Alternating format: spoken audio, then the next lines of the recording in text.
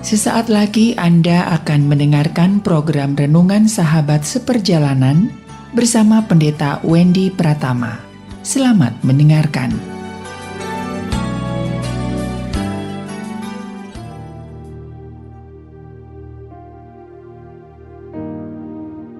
Selamat berjumpa kembali dalam layanan audio Sahabat Seperjalanan. Hari ini adalah hari Rabu 24 Mei 2023. Tema renungan saat teduh kita dengan judul Detik-detik terakhir. Detik-detik terakhir. Firman Tuhan terambil dalam Mazmur 90 ayat yang keempat dan ayat yang ke-10. Sebab di matamu 1000 tahun sama seperti hari kemarin, apabila berlalu, atau seperti suatu giliran jaga di waktu malam. Masa hidup kami 70 tahun dan jika kami kuat 80 tahun dan kebanggaan kami adalah kesukaran dan penderitaan. Sebab berlalunya buru-buru dan kami melayang lenyap. Mari kita berdoa.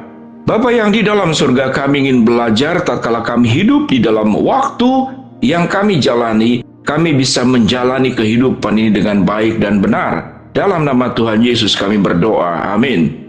Shalom sahabat seperjalanan yang dikasihi Tuhan, kita akan belajar yang disebut dengan detik-detik terakhir. Bagi kaum laki-laki, detik-detik terakhir biasanya yang senang menonton sepak bola, maka itu adalah detik-detik yang menentukan apakah akan jadi pemenang atau kemudian menjadi yang kalah.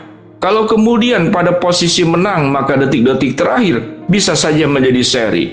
Tetapi kalau di dalam posisi sebagai yang kalah, maka detik-detik terakhir harus berjuang bagaimana gol itu bisa terjadi secara seimbang sehingga terjadi perpanjangan waktu. Itu di dalam hal kegiatan olahraga. Apa itu detik-detik terakhir? Buat anak-anak sekolah, detik-detik terakhir adalah tatkala ikut dalam ujian, di dalam ulangan sekolah, dia akan berjuang memakai waktu yang ada agar setiap soal ulangan itu bisa diselesaikan tepat pada waktunya dan tentunya dijawab dengan baik. Itu yang disebut dengan detik-detik terakhir. Sahabat seperjalanan, kita belajar dari kebenaran firman Allah, ada di mana kehidupan manusia di detik-detik terakhir itu, kita tidak lagi diberikan yang namanya waktu kehidupan. Apa yang dijelaskan pada bagian yang tadi, ulangan atau ada sebuah perlombaan detik-detik terakhir, setelah kita lewati, kita masih tetap hidup. Di dalam Alkitab, suatu kita baca di dalam kitab Kejadian, Adam berumur 930 tahun. Di detik-detik terakhir, itulah detik terakhir kemudian meninggal. Detik terakhir dari Set 920 tahun, Enos 905 tahun, Kinan 910 tahun, Mahalaleel 950 tahun, Yared 962 tahun, Henoh 365 tahun kemudian diangkat Allah. Metusalah 969 tahun. Lamek 770 tahun, namun di dalam Mazmur 90, detik-detik terakhir kita semakin pendek usianya, 70 tahun dan kalau kuat kita 80 tahun.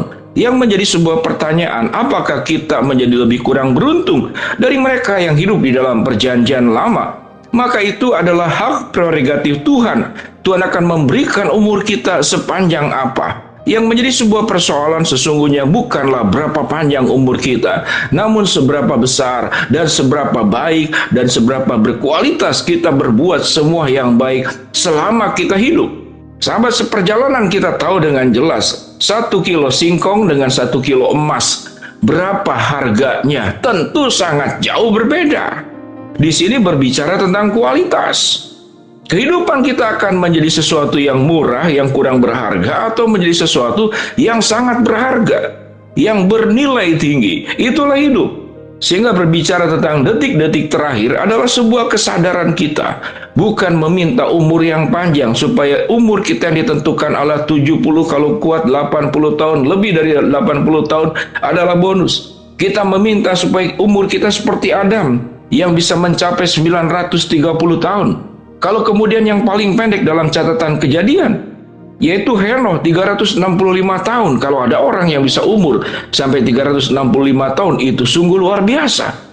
Maka yang menjadi persoalan adalah bukan berapa panjang umur kita dan bukan berapa lama kita hidup di dalam dunia ini. Namun seberapa besar dan seberapa berkualitasnya hidup kita, seperti emas 1 kilo dibandingkan dengan benda-benda lain yang beratnya sama 1 kilo, maka nilainya pun berbeda. Hidup kita pun sama. Apa itu kualitas hidup? Apakah kekayaan menandakan kualitas hidup? Tidak. Apakah jabatan menentukan kualitas hidup? Tidak. Kita tahu dengan jelas yang terbaru ada menteri, jabatan yang sedemikian luar biasa, namun kemudian kualitas hidupnya rendah. Dia mengkorupsi, kerugian negara sampai mencapai 10 triliun. 10 triliun. Dan kemudian proyek-proyek mangkrak dari 10 triliun itu sekitar hampir 400 proyek mangkrak yang seharusnya itu berguna buat seluruh masyarakat di pelosok agar mereka dapat 4G, mereka dapat internet sehingga mereka dapat mengakses berita yang dibutuhkan oleh seluruh masyarakat Indonesia di berbagai pelosok. Jadi yang berbicara adalah di sini berbicara tentang kualitas hidup. Apapun kehidupan kita, sahabat seperjalanan, tentu saya mendoakan setiap kita masing-masing diberikan umur panjang. Namun yang paling penting adalah bukan umur panjang, tapi kualitas hidup selama umur masih ada pada diri kita. Karena mengapa, sahabat seperjalanan? Setiap kita akan menghadapi yang namanya detik-detik terakhir. Sebagai hamba Tuhan, tak berapa banyak jemaat yang didampingi untuk melewati detik-detik terakhir kehidupan. Biasanya mereka ada di dalam rumah sakit. Karena sakit parah, karena lansia, karena kecelakaan, dan karena banyak kasus. Itulah detik-detik terakhir. Ranjang yang kita tiduri di detik-detik terakhir adalah ranjang di rumah sakit. Kendaraan yang kita tinggali di detik-detik terakhir adalah ambulans kematian. Tanah yang kita temui di detik-detik terakhir adalah kuburan. Kalaupun saudara dikremasi, detik-detik terakhir adalah kita akan bersatu dengan air laut atau kita bersatu dengan tanah dan bumi ini. Itulah detik-detik terakhir. Sahabat seperjalanan yang dikasihi Tuhan, orang bijaksana dalam kitab Amsal dikatakan dia lebih suka ke rumah duka daripada ke rumah pesta, karena di rumah dukalah kesudahan hidup setiap manusia. Di rumah dukalah kita akan belajar tentang makna hidup. Di rumah dukalah kita mengetahui bahwa setiap orang akan mengalami yang namanya itu adalah detik-detik terakhir. Bagaimana kehidupan sahabat seperjalanan dalam menjalani hidup sebagai pribadi yang bertanggung jawab kepada Allah dalam pekerjaan, dalam rumah tangga, dalam dunia pendidikan, di tengah-tengah masyarakat. Tatkala kita berada di tempat-tempat umum, bahkan tatkala kita berada dalam kesendirian, tidak ada yang tahu apa yang kita perbuat. Dan ingatlah, semuanya berbicara tentang bukan panjangnya umur kita, tapi seberapa besar kualitas hidup kita. Bagaimana supaya hidup kita punya kualitas? Tentu firman Tuhan mengatakan, firman-Mu adalah pelita bagi kakiku dan terang bagi jalanku. Biarlah jalan hidup kita, langkah hidup kita itu dalam jalan kebenaran dan di dalam langkah yang tepat sesuai dengan jalan yang ditunjukkan Allah. Jangan melakukan perjalanan dengan cara-cara sendiri. Jangan melangkah kehidupan sesuai dengan pikiran dan perasaan sendiri.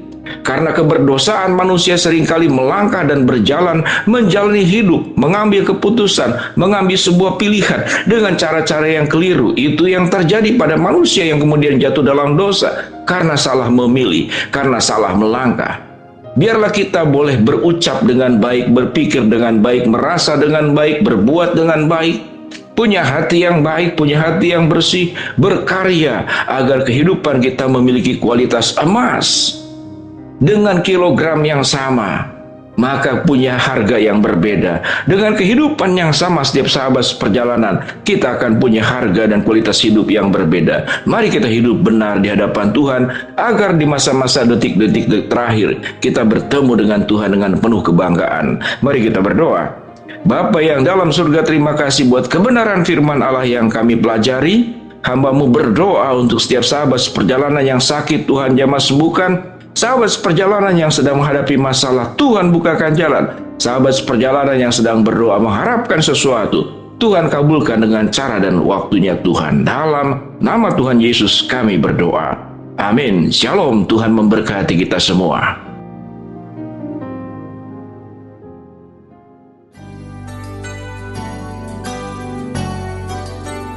Anda baru saja mendengarkan program Renungan Sahabat Seperjalanan bersama Pendeta Wendy Pratama. Terima kasih atas perhatian Anda. Tuhan Yesus memberkati.